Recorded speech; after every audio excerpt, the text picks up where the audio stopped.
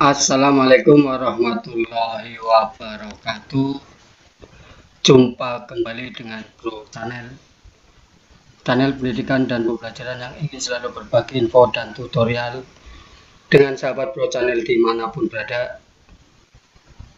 Seperti biasa, pada kesempatan kali ini Bro Channel akan berbagi info tentang seputar pembahasan soal-soal berkenaan dengan seleksi CPNS dan P3K tahun 2021. Namun sebelum pada pokok pembahasan, silakan sahabat yang baru bergabung dengan channel ini, dukung channel ini dengan cara klik pada subscribe, kemudian kasih komentar dan like jika memang suka, dan kalau video ini bermanfaat, silakan bagi ke sahabat-sahabat yang lain yang kebetulan sedang mempersiapkan untuk mengikuti seleksi CPNS dan P3K. Tonton video ini sampai habis karena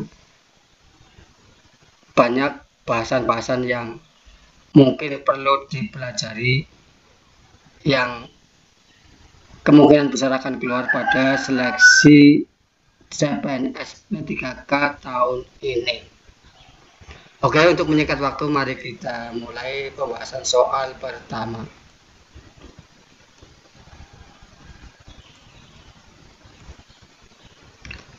Perkembangan kognitif merupakan salah satu aspek yang sangat penting dalam perkembangan peserta didik. Faktor utama yang mempengaruhi perkembangan kognitif anak adalah A. Inspirasi, B. Budaya, C. Kesejahteraan, D. Pengasuhan dan lingkungan. Nah, ini kalau berhubungan dengan peserta didik, ini aspek lingkungan ya, baik itu lingkungan keluarga atau masyarakat sekitar, ini juga memiliki andil yang besar dalam mempengaruhi perkembangan kognitif anak. Sekarang kita lihat kunci jawabannya. Ya, yang betul yang D, ya, pengasuhan dan lingkungan. Nah, selain itu, faktor-faktor yang berperan juga diantaranya ada hereditas atau keturunan, kemudian ada kematangan, ada pembentukan minat dan bakat, serta faktor kebebasan. Semua ini akan berpengaruh terhadap perkembangan kognitif anak. Lanjut soal nomor 2.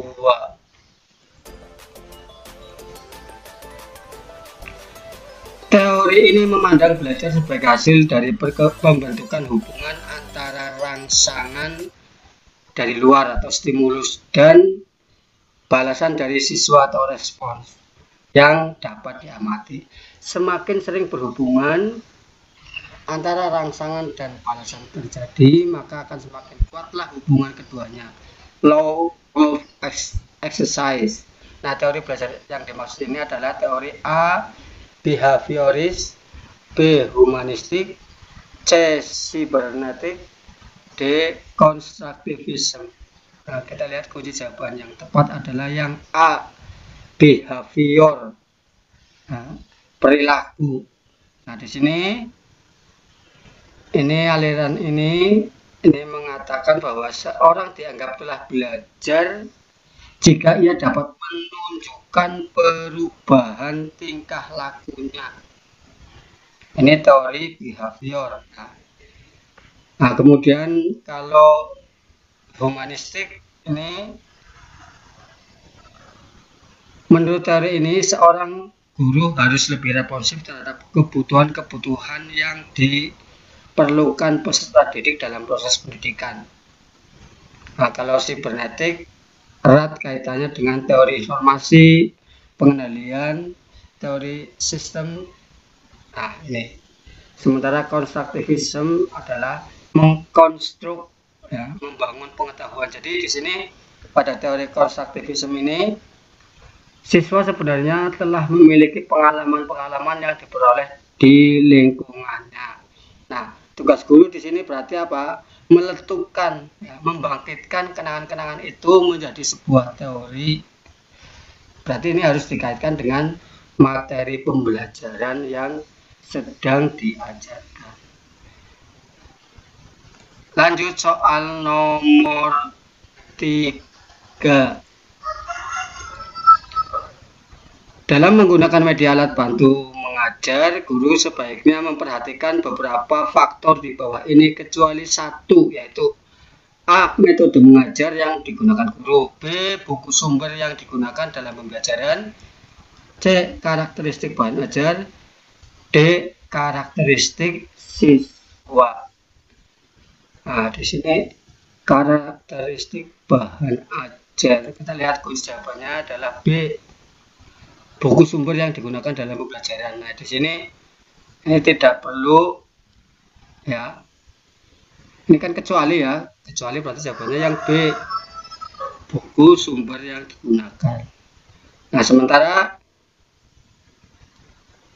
faktor-faktor yang harus diperhatikan dalam menggunakan media dan alat bantu mengajar, ini metode mengajar yang digunakan, karakteristik bahan ajar, karakteristik siswa. Yang lainnya adalah objektivitas media atau alat bantu. Artinya apa? Ketika di dalam kelas ada anak yang mungkin, maaf, ini ada yang cacat dan lain sebagainya, itu kan harus diperhatikan juga. Ini kemudian ada efektivitas dan efisiensi penggunaan media, situasi dan kondisi. Ini. Oke, kita lanjut ke soal nomor 4. Benjamin S. Bloom mengembangkan ranah kognitif dengan urutan sebagai berikut. Nah, ini harus kita ingat-ingat, ini kita bila perlu hafalkan, karena ini secara berurutan dari tingkat terendah sampai tingkat tertinggi. Nah, kunci jawaban yang betul adalah yang B. Pertama ingatan, ini terendah atau knowledge, kemudian pemahaman, comprehension, kemudian aplikasi, ya, penerapan, analisis, berarti menganalisa, ya, sintesis dan evaluasi. Ini urutannya dari terendah sampai tertinggi. Nah, ini makanya harus ingat. Nah, kunci jawaban yang tepat adalah yang B. Ingatan, pemahaman, aplikasi, analisis, sintesis dan evaluasi. Oke, lanjut ke soal nomor 5. Dalam memilih dan mengembangkan materi pembelajaran, Ibu Betty selalu menyeleksi materi pembelajaran yang telah teruji kebenarannya, tidak ketinggalan zaman, dan memberikan kontribusi untuk pemahaman ke depan. Nah, kriteria penyeleksian dan pemilihan materi pembelajaran tersebut memenuhi kriteria A. Kebermanfaatan, B. Layak dipelajari, C. Sahih, D. Menarik. Nah, kalau kita lihat di sini teruji kebenarannya, berarti jawaban yang tepat adalah yang C. Sahih. Nah, kita lihat. Nah, ini, ya, kriteria pemilihan materi ajar atau sumber belajar itu harus sahih atau valid, relevan, ya, kemudian konsisten, ajak, cukup, bermanfaat dan lain sebagainya. Ini. Jadi karena di sini ada kata kunci teruji kebenarannya, maka jawaban yang paling pas adalah yang C. Sahih. Lanjut soal nomor 6. Menurut Piaget, periode perkembangan operasi konkret pada siswa usia peserta didik antara 7-12 tahun. Dengan demikian, proses pembelajaran di kelas harus lebih menekankan pada A. Pemberian tugas yang terstruktur, B. Penggunaan metode bervariasi, C. Menekankan berpikir kritis dan pemecahan masalah, D. Penggunaan media, alat peraga termasuk sumber belajar. Usia 7-12 tahun itu kita tekankan pada penggunaan media dan alat peraga atau sumber belajar. Ini untuk membantu anak memahami materi yang disampaikan. Kita lihat kunci jawabannya adalah yang D. Betul. Nah, pada periode ini anak sudah mampu berpikir rasional. Jadi pada umur 7-12 tahun sudah mampu berpikir rasional, seperti penalaran untuk menyelesaikan suatu masalah yang konkret atau aktual. Kita lanjut ke soal nomor 7.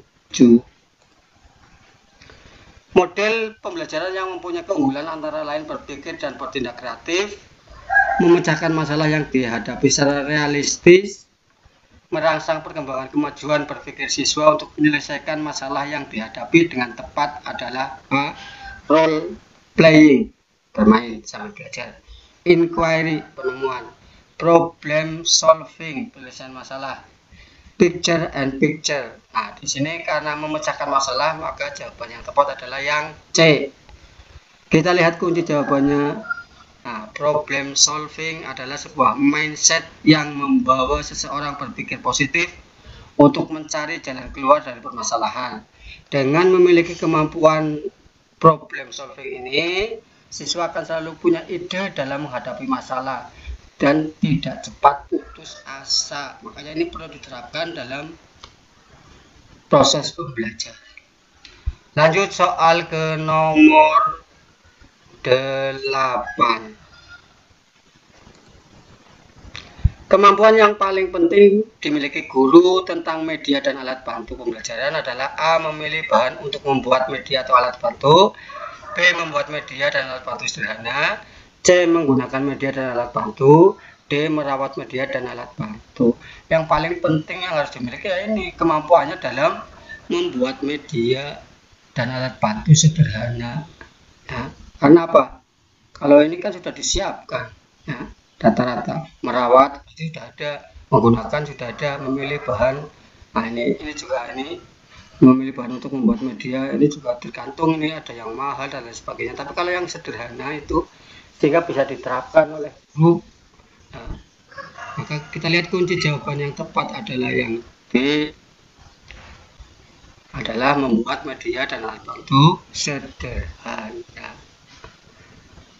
Oke, kita lanjut ke soal nomor 9. Pak Ali merumuskan pertanyaan, mengumpulkan data, informasi dengan berbagai teknik, mengasosiasi, menganalisis, mengolah data, dan menarik kesimpulan serta mengkomunikasikan hasil yang terdiri dari kesimpulan untuk memperoleh pengetahuan, keterampilan, dan sikap. Langkah yang dilakukan Pak Ali itu merupakan bagian dari model pembelajaran A. Portofolio, B. Penemuan, C. Autentik, D. Scientific. Kita lihat kuncinya adalah D. Scientific. Nah, pendekatan saintifik meliputi 5 ciri dalam pembelajaran. Jadi ada 5 ya. Pertama, mengamati, menanya, mencoba, menalar, dan mengkomunikasikan. Nah, ini pendekatan saintifik ini dapat melatih siswa untuk berpikir secara ilmiah. Lanjut ke soal nomor 10.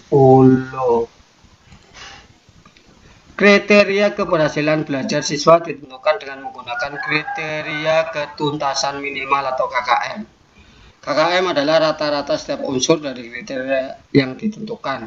Nah, untuk menentukan KKM diperlukan faktor-faktor A. Kompleksitas indikator, gaya dukung, kemampuan guru. B. Kemampuan guru, sarana prasarana, dan inteks siswa. C. Kompleksitas indikator, daya dukung, dan inteks siswa. D. Kemampuan guru, tingkat kesulitan kompetensi dasar, dan inteks siswa. Jawaban yang tepat adalah yang C.